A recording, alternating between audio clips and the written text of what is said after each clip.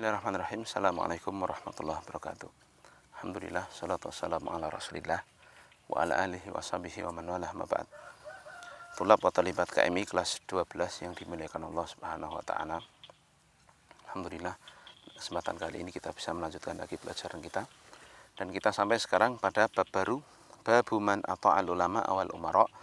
Bab siapa yang menaati ulama dan umara fi tahrimi ma ahallallahu, dalam mengharamkan apa yang telah Allah halalkan, au tahlili ma harramallahu, atau sebaliknya menghalalkan apa yang telah Allah haramkan, faqad ittakhadhahum arbaba, maka sungguh dia telah menjadikan tokoh tersebut sebagai arbaban, ai syuraka'a ma'allahi fit tasyri', yaitu sekutu Allah dalam pensyariatan. Jadi dia menjadikan tokoh tersebut sekutu Allah dalam pembuatan syariat.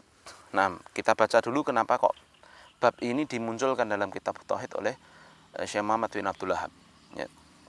Lamma kanati ta'atu min anwa'il ibadati, ketika ketaatan itu termasuk dari jenis ibadah. Jadi taat itu termasuk ibadah.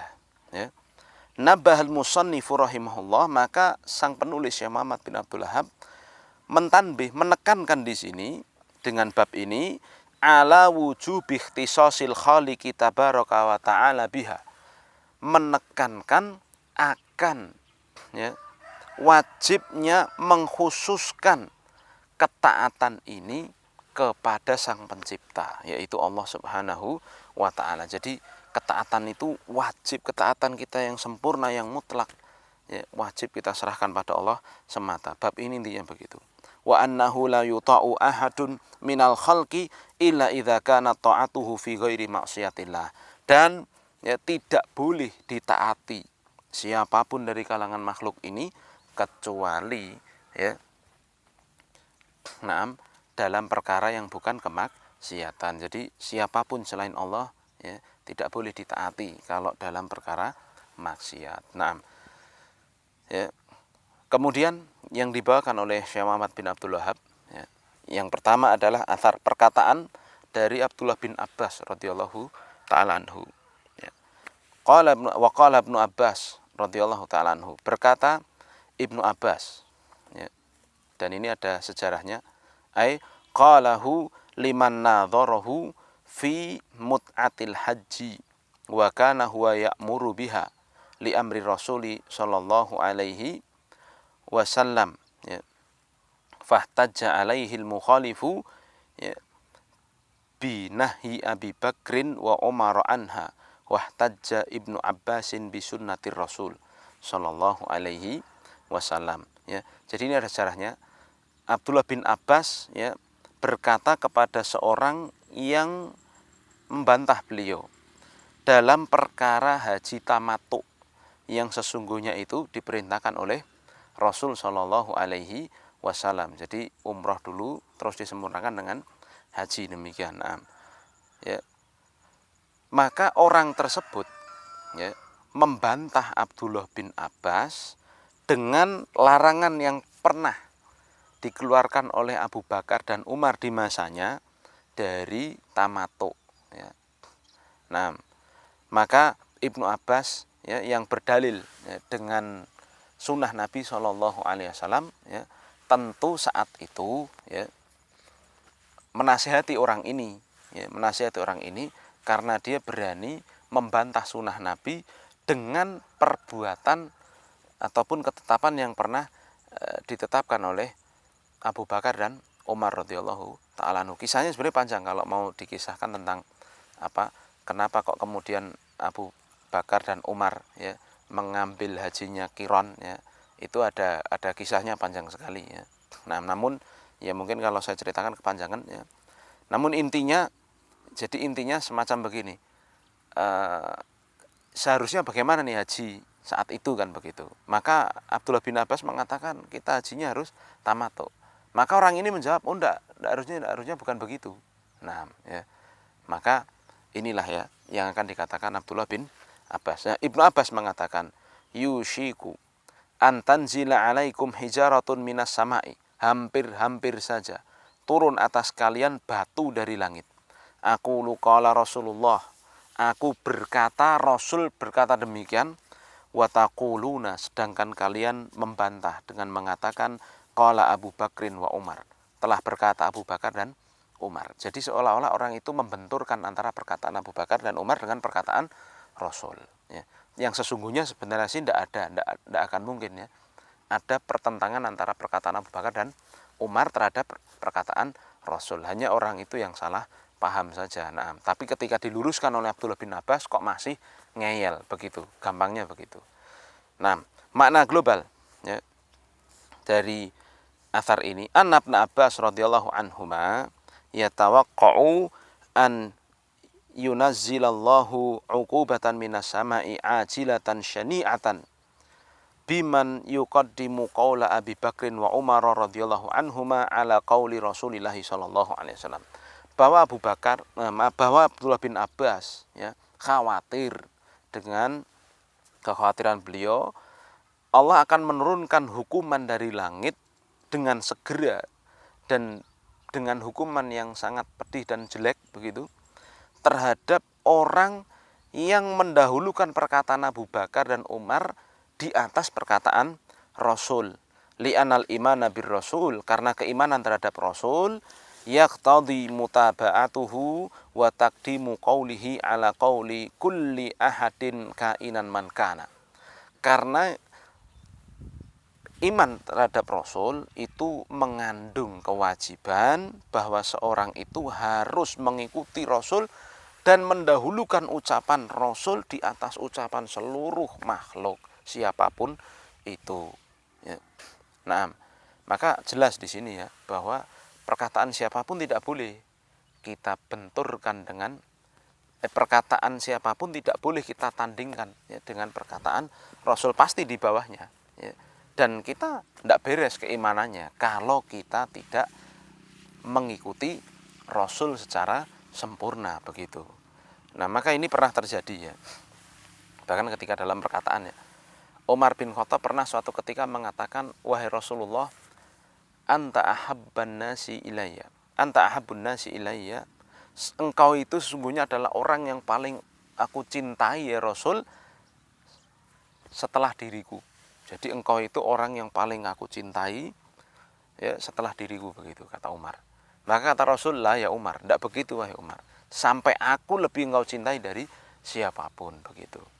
Nah, jadi kemudian Umar mengatakan, ya, sekarang seperti itu ya Rasul, engkau adalah orang yang paling aku cintai, nah, termasuk di atas dirinya sendiri. Maka para sahabat itu sangat rela berkorban, ya, dengan Rasul. Dan ini hanya Rasul loh, ya, tidak boleh selain Rasul dicintai dengan kecintaan yang mutlak.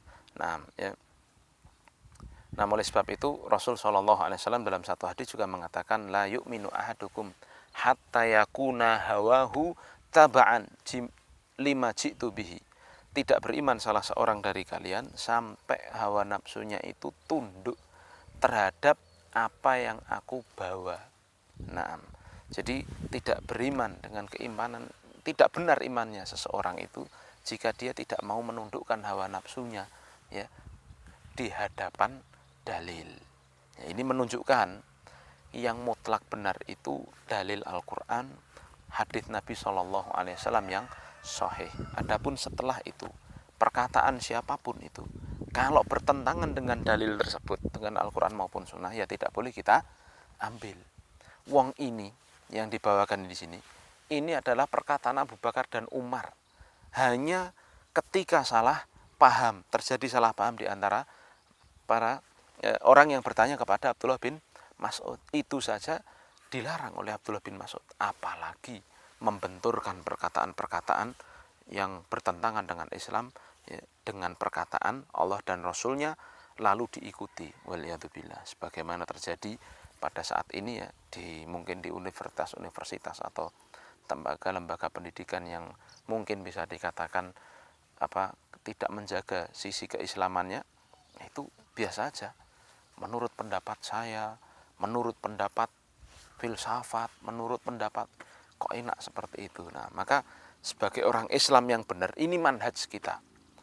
Dalil Al-Quran dan Sunnah itu harus di hadapan kita, di atas segala-galanya. Kalau orang Indonesia bilang sumber dari segala sumber hukum, ya, maka sumber dari segala sumber hukumnya orang Islam itu Al-Quran dan Sunnah.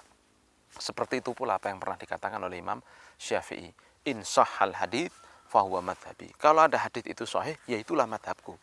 Imam Syafi'i aja tunduk kepada hadits Nabi yang sahih, maka tidak pantas bagi kita untuk mendahului Allah dan Rasulnya. Nah, faedah yang kita bisa petik ataupun sebelumnya keterkaitan kenapa athar ini dibawakan di bab annahu yadullu ala tahrimi ta'atil ulama wal umara fi ma khalafa hadi Rasul sallallahu alaihi wasallam wa annaha mujibatun lil uqubah. Ya. Ada dua perkara di sini kenapa kok dibawakan. Yang pertama, ya, bahwa athar ini menunjukkan haramnya taat kepada tokoh, baik ulama maupun umara, dalam perkara yang menyelisih petunjuk Rasul. Ya. Kalau ada ulama kok ngerokok, ya, lalu bawa dalil masalah halalnya rokok, rokok itu halal, klepon itu haram, misalkan, ya. Kok membawakan dalil seperti itu? Ini kan kebalik itu. Kudune sing halal klepone, sing haram rokoke, kan begitu. Ya. Tapi dia membawakan dalil begini yang ternyata itu bertentangan dengan Al-Quran dan Sunnah yang sahih, ya sudah, jangan kita ikuti. Nah, apalagi zaman sekarang, ya, politik. Ada orang mengatakan wajib 100% taat pada fulan. Kalau tidak taat bisa begini. Buat apa? Nah, mengikuti orang seperti itu. Mana dalilnya? Mana yang menjamin kita kalau ikut dia itu dapat kebahagiaan dunia dan akhirat? Maka tidak boleh bagi kita mendahulukan perkataan siapapun, ya, yang menyelisihi tuntunan syariat Islam, syariatnya Rasulullah Shallallahu Alaihi Wasallam. Ya, dan juga menyelisihi perintah Rasul ini, ya, perkara Rasul ini dia yang menjadi sebab mujibatun lil uqubah, pasti akan membawa dampak buruk, pasti akan membawa siksaan.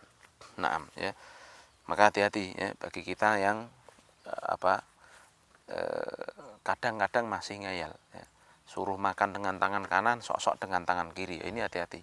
Nah, ini bisa mendatangkan celaka bagi kita. Dan semuanya perkara wajib kita, ya, tunaikan dengan sesuai dengan sunnah Rasul. Apalagi kita udah dewasa, ya.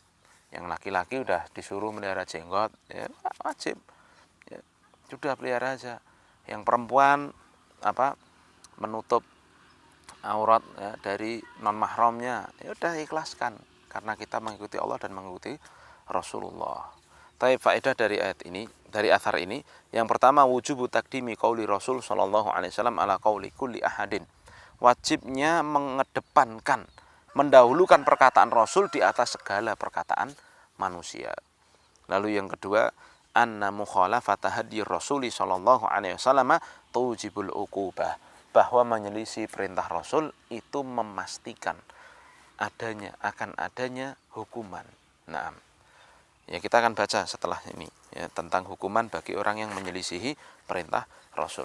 Wa qala Ahmad, kemudian Syekh Muhammad bin Abdullah membawakan, ya, athar yang berikutnya. Wa qala Ahmad ibnu Hanbal, dan berkata al-Imam Ahmad bin Hanbal, huwa al-Imam Ahmad ibnu Muhammad ibni Hanbal, nama beliau adalah Ahmad bin Muhammad bin Hanbal, ya, mata sanata mi'ataini wa ihda wa arba'ina hijriyatan rahimahullah.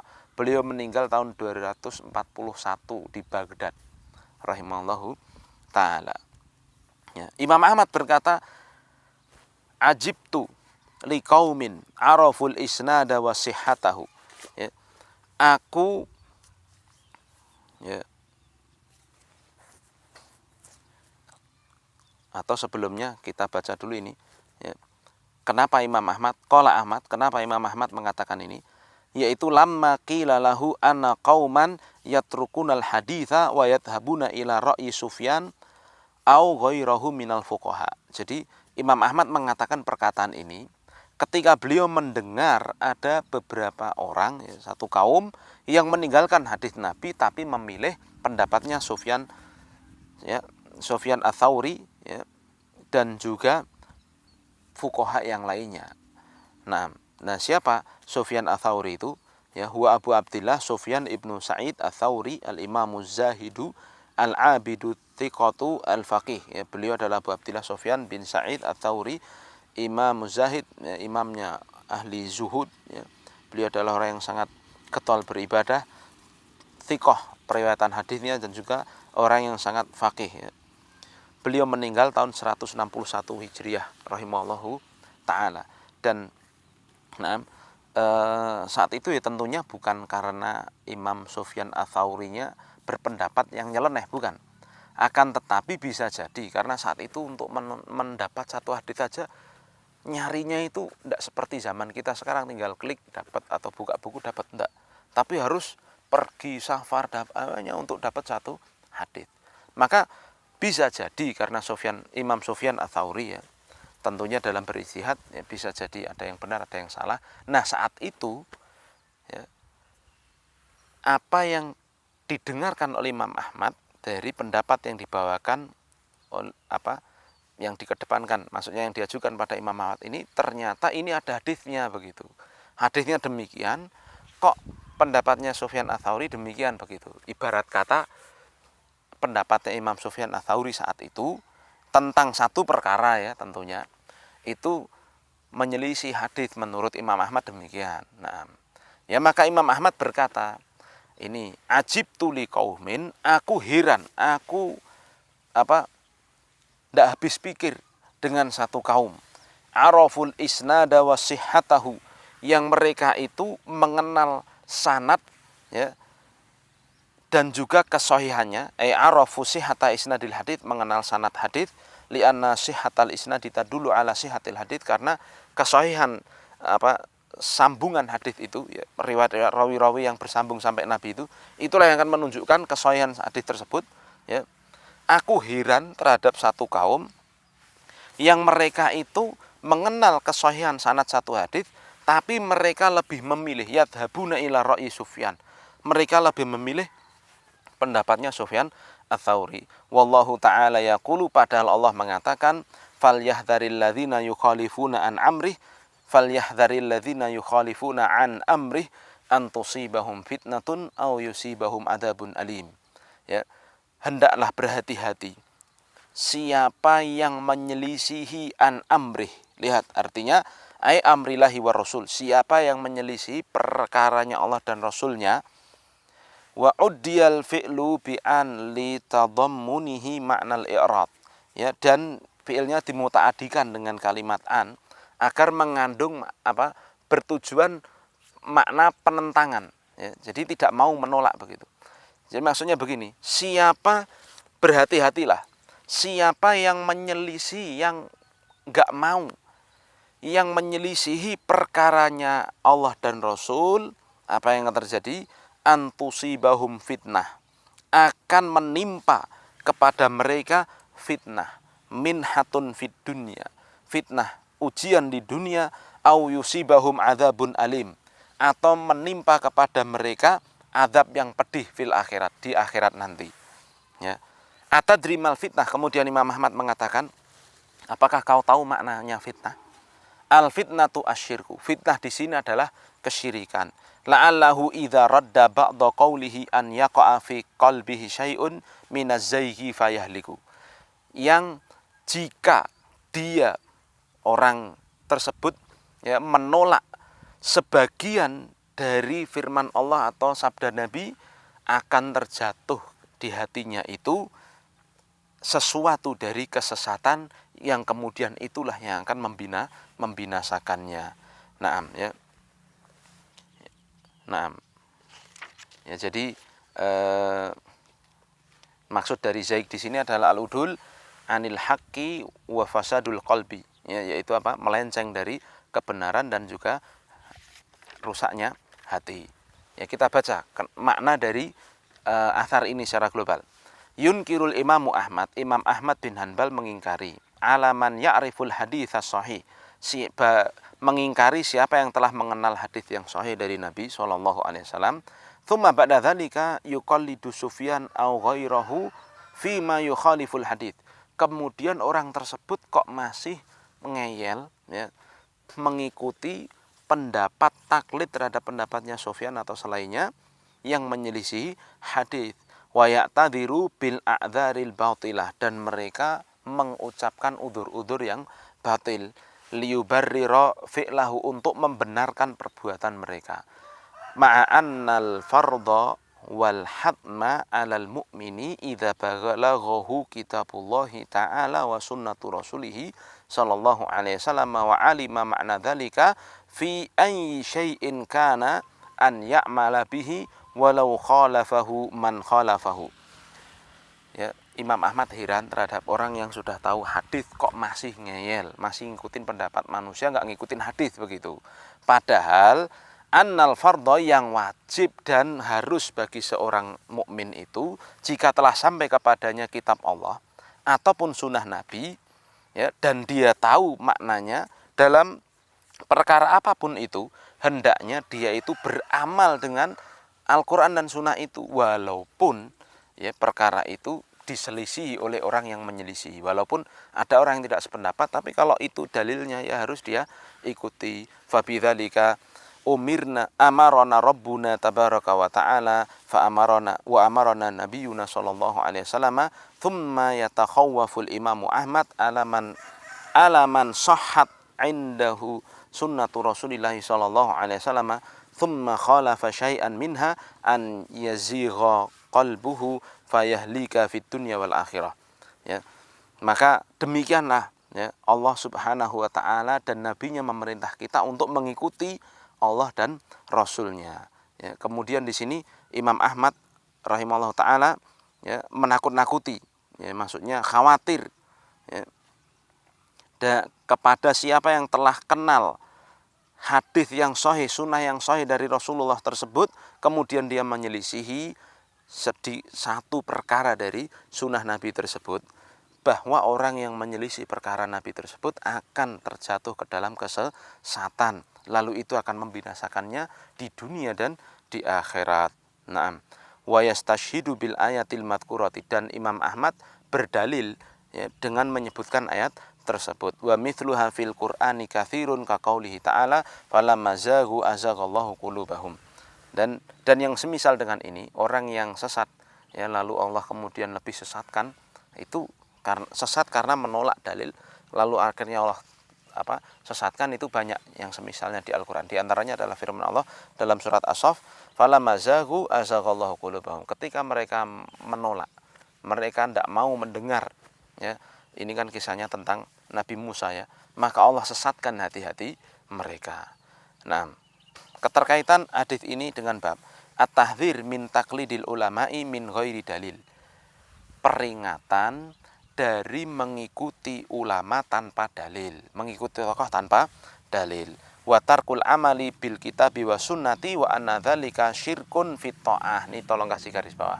Dan, ya, meninggalkan amalan, ya, yang seharusnya dia lakukan, ya, karena memang amalan tersebut ada dalam Al-Quran dan Sunnah, ya, tapi malah ngikutin tokoh, ya. Jadi dia tinggalkan Al-Quran dan Sunnah tapi malah ngikutin tokoh, berarti ini dia telah melakukan kesyirikan, yaitu syirkut ta'ah, kesyirikan dalam ketaatan. Ya, faedah yang kita bisa petik dari athar ini, yang pertama, tahrimut taklid alaman ya'rifud dalil wa kaifiyatal istidlal. Pengharaman taklid, membebek, ya, bagi siapa yang telah kenal dalil. Dan di sini juga ada pelajaran tata cara kita beristidlal, mengambil sisi pendalilan.